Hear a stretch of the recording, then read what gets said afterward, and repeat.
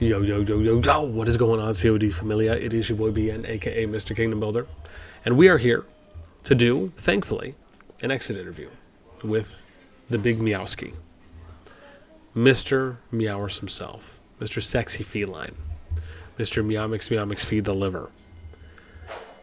Meower was kind enough to allow for me to do what could be his one and only, if not exit, last interview. Can't recall if he's done one before. And I had a chance to sit down and ask him a couple questions. This is going to be a text-based interview. He was more up for that, I think, just kind of given the state of things compared to doing a VC, which would have been lovely as well. But we will be switching over to that in a moment. As always, if you enjoy the content, make sure you give us a because it helps out a lot. Okie dokie, artichokes. Here we go. So we asked a number of questions, starting with, what attracted you to COD Dragons, and did you continue to play in the beginning? What initially attracted me to COD was that a friend told me about it when it was during its beta stages. What sold me on it was the combat and the style of open field fighting. I'd say the mystery of it as a newbie had me awestruck, to be honest.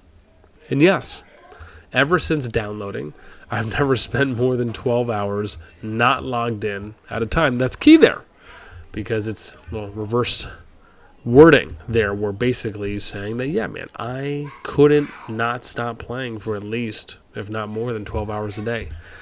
And I think anytime we're really enthralled with something early on, it very much gives us that sense of exciting urgency. Number two, why did you want to get into content creation? And do you recall when you put out your first video and what it was about? Remember, says, honestly, the reason that first got me into content creation was that I was under the impression that CCs at the time had info before other players.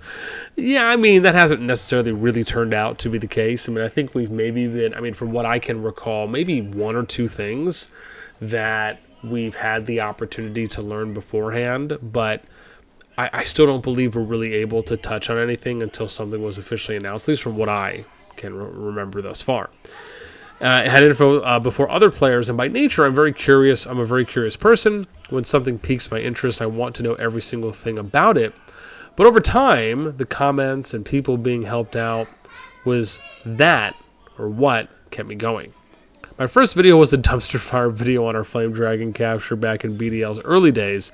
There's an Easter egg at the end if people will be able to catch it. Haha. Okay, all right, maybe when I have to, if I can remember. Number three, what type of content did you gravitate towards wanting to produce, and why? Guides and sometimes funny content, though that never kicked off. Drama videos too, i.e. the Call of Drama series was one of my favorites when it was worth it, and just gossip news about the game and things related to it. Without a doubt, I think those are some of the most interesting ones, whether it's something that's actually happening or even if it's just rumors and things that people kind of, whisper to one another, I guess the gossip part of it. I never tried branching out and probably wouldn't have either. I think some people enjoy what they do, and sometimes there's almost a level of comfortability with it. And I think a really good example, right? If you watch my content, you'll notice that I don't necessarily put out a lot of deep dive matchups, compositions. I don't do a lot of deep dives on things like talents and skills, etc. Now, I could, but it would also require me to put in a level of time to really gain that knowledge on my own, and then experience through trial and error, through discussions with others, through watching of content and resources, etc. Right? And part of me feels like it's something that anyone and everyone can do, even for areas that they may not be very prevalent in, or they may not be very exposed in. But it just takes a little bit of time to get into it. And so I very much understand that. Number four, which kingdoms and alliances have you been a part of since starting? And what have you enjoyed about your time in each? Meower says, oh man, that is a long list. Let's see. BDL, TA, RK, a very circus season that was all over the place. TFS, Echo for a while, then finally Noir. Long list, I know. Every single one of them I have amazing memories in, as I met so many people from each.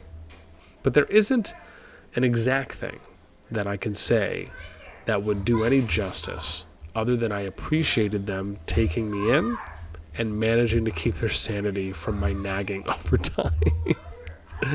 Oh, man. Yeah, that's the thing. I don't know if I've ever been... I mean, I guess I really haven't been in the lives of a lot of people, because for me, last time I was really playing them was when I was in 65. And so, well, I should say still in 65.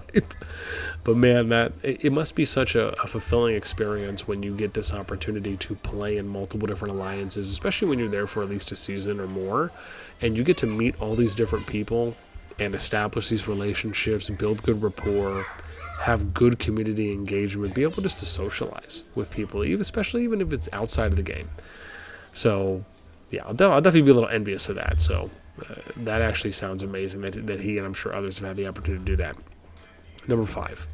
At what point in time did you start to feel worried about the game's direction, and why? He says that's a big one. Honestly, it was at the back of my head for a while since the reveal of the map of Season 2 and the pattern of hero releases and artifacts. As time passed, and no more original COD events than just reskinned events from Rock, the war pets were a breath of fresh air, to be honest, to give credit where it's due. But the consistent attempts to bring elements from Rock that just wouldn't work with what we're used to in COD was a major letdown. Now that I think about it, it would have been nice if I would have asked him for some specific examples, but hey, listen, man, we get what we get. Number 6. What areas do you like about the game, and why? The combat and the community, as he alluded to before, in the open field that got him into the game. The rest of the stuff is just a standard cookie cutter in the genre, as at this point, nothing unique about it. Number 7, what areas do you dislike about the game? It became a money sink over time, though it is a business after all, so it's understandable that it seeks to make money. Just wish the direction of it was more player inputted rather than Rock inspired. I think we're sensing a trend. Number 8. You have decided to step away from COD Dragons. What ultimately led to your decision as the biggest factors for why you pulled the trigger now compared to waiting a bit longer? Honestly, I wanted to wait until the Roots of War League and then decide what I wanted to ultimately do. However, as IRL/real life responsibilities started to increase, I honestly didn't want to make much time for the game anymore. Many say it's the fault of naps or the way MEOWER handled seasons, etc. But honestly, I was starting to burn out since before joining the war, and it has always just been a personal decision without any outside factors having a play in it. Interesting that he at least acknowledged the, I guess it's kind of the ethos or the ether that's out there that the community has been talking about.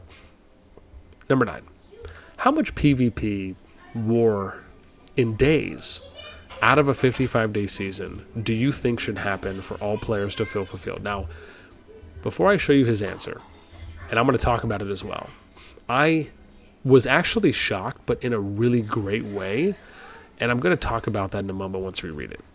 He said, I would like a season to be full of war from day 1 to day 55. We have Home Kingdom for a reason. No point hand-holding anymore with preventing fights or lowering the amount of action in the game. And I'll just show you, there's nothing else, right? So it was just that. And these are quoted right from Meow. So the interesting part about this is that when I read this answer, and I think this answer, when you read the answer before this, where he talks about the war situation, and it's not just them, right? It's others as well. The naps, and then you read this answer, and you think to yourself, well, okay, hang on. These are kind of like almost two opposing themes of responses that really it feels like his view is that, dude, we just need to have as much PvP as humanly possible. And if it ends up if it ends up happening every day from the start of a KVK, so be it. Totally fine with that.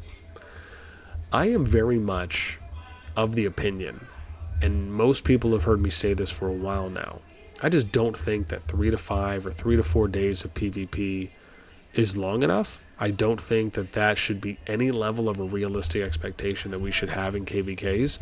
And really, at the end of the day, it's just incredibly disheartening. It's so disappointing to see stuff like that happen. Now, I will say, one of the things, and I think Meow maybe talks about this in a minute, and we can maybe talk about these at a later point, but I'll just state that so we can get to the next question, is that I do very much agree with this approach. Now, whether and generally just with more PvP, I don't know how sold I would be on like 55 days of fighting every single day, but I am very much more in favor of having a lot more fighting, even if it's around half of that time, give or take, right? Where we're seeing maybe, 27.5 days out of a 55-day season. I just think we need more. And I will say the one thing here is, like, I just really feel like the Bastion thing with just incurring deads on flags in the open field is just one of those things, along with the healing, and I'm sure there's a number of other things too as well, that are sadly, it just really kind of feels like it's stagnating the PvP and the potential for the KVK wars that we could be seeing lasting a lot longer and having a lot more overall engagement. Let's get to number 10. If you were to come back, what would have to change, be added, or removed to satisfy? I'm afraid once I quit, I won't come back. So I don't think I will be involved in knowing what changed to pull me back or not. Well, maybe I'll have to just keep up to date and let them know what's up. Number 11. Any players, alliances, or kingdoms that you would like to shout out or fire shots off at? Starting with my group, the Lug Gang. To everyone I met over this long 2-year journey, to avoid forgetting anyone, I'd just like to give a big shout out to the entire COD community and the alliances I've joined over the past 2 years. Ultimately, COD is a game, and we play games for enjoyment. If the enjoyment is gone, what is the point in continuing? And that's it. I think what I'll touch on lastly is some of the things that he had said when it came to some of the factors and things that are coming into the game. And I think he had mentioned something about the events here. Yeah. Where he had talked about the reveal of the second season map, the pattern of hero releases, the time no more original COD events than just kind of like reskinned events. And this is the thing, man, like we've talked about this before with this idea, and you've heard me mention this probably for a couple seasons at this point, right? Where you look at things like the statue, like the runic statues in KVKs, and you look at, man, why can't we add these kinds of like mini games to those, or these different game modes to the statue area? Why can't we do things like maybe try some barricades, or maybe, I know some people have talked about, why can't we do buildable bridges and kind of creating our own choke points where maybe each alliance gets like one bridge that they can build per zone, as an example, and it can be attacked and destroyed, just kind of has a higher HP. And those are things that, when you think about kind of diving in, why don't we have a little bit more of a harder counter system for troop types in game? Why are we not trying to promote kind of more overall troop usage? So it's not just kind of going in a meta in one direction or not, right? Where the troops are kind of like the primary, and then you have the heroes, artifacts, war pets that are more kind of like nice add-ons, if you will, right? Nice secondary pieces, right? They're not the driving force, but they're more of it's more of a complement, right? They're complementary pieces. Things like that really kind of hammer down and focus on the foundation, right? The uniqueness that COD provides. And so anyways, or even doing things that we've talked about this before, like why not add in something like a 5% range increase for ranged units that are on cliffs or that are on an elevated level, right? Why not do things that really go in the direction of almost investing further, doubling down on the unique elements that COD provides? And I think that's very much where MEOWER is going with that. And so anyways, I just wanted to touch on those parts. Like I said, I do think it's interesting, some of the things that he had mentioned. I mean, I think the Roots of War League has a lot of potential. We've talked about this before, but the idea behind it is that if you really want to make this league successful, you have to add in more spectating features, right? You have to add in things, for example, hang on, sweetie. You have to add on things, for example, where People can spectate this afterwards. Okay, thank you. I'll come get her in a second. Okay, thank you, sweetie.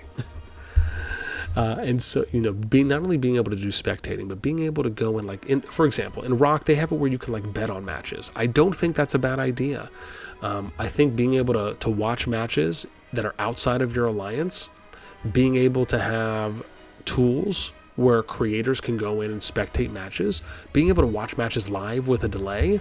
I mean, just doing things as if you're trying to kind of build it into a sport or an esport, for example. These are things that I think would really allow to show off how much more the game has to offer. And the challenge, and one of the biggest, hardest parts, is that there's just not enough exposure. There's not enough interest in it. And part of that is because there's just not a lot of opportunities to really produce content, shorts, clips, highlights, if you are not in one of those alliances as a creator, or someone in there is uploading clips and recording matches.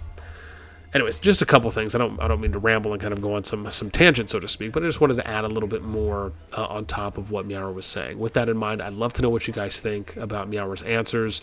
If you're someone who really enjoyed MEOWER's content, man, let us know. And anything else you guys think in the comments down below. That is going to do it for me.